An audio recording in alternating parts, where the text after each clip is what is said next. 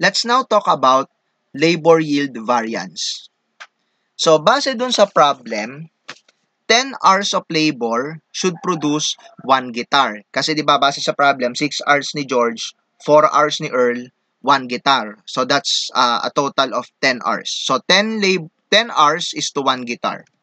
Using this standard, the number of guitars that should have been produced is 145 plus 108 over 10, 25.3 guitars. So ang kinumpute natin dito is base dun sa number of hours na tinrabaho ng mga ni George at ni Earl, no, ang total nga is 253 hours, ilang guitars ba dapat ang na-produce? So, lumalabas nga dito, 25.3 guitars. The number of guitars actually produced, which is 25, will be compared to the 25.3 should be output to determine the yield variance. Thus, the yield variance is computed as actual output less the should be output times standard labor cost per guitar, no?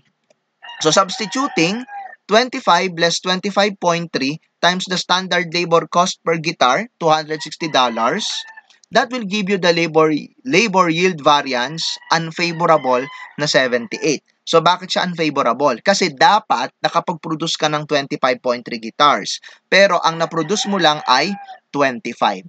No? So ibig sabihin hindi mo naabot yung standard, no? Kulang yung na-produce mo, kaya siya unfavorable na $78.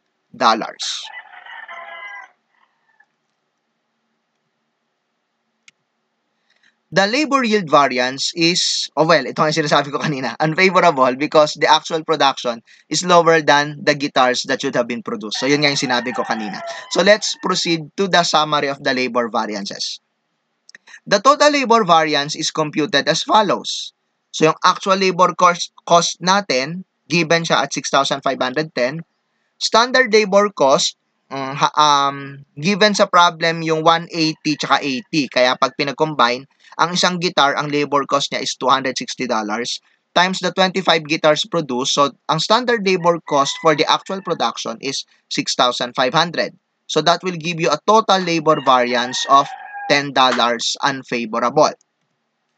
The sum of the labor price variance, labor mix variance, and labor yield variance is also $10 as shown below. Ito po yung mga variance na kinumpute natin kanina.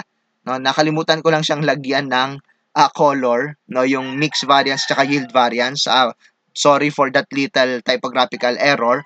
Pero yung mix variance kasi is, if I remember it correct, is favorable, no?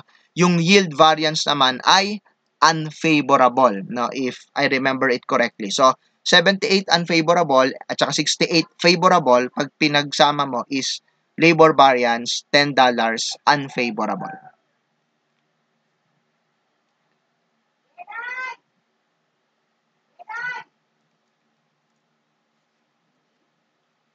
So I'm leaving you with this quote, no? So this will be the end of my discussion for labor variances. Hardships, heartbreaks, and hustle are the growth phase of success. I do hope this video helped you in understanding the various labor variances.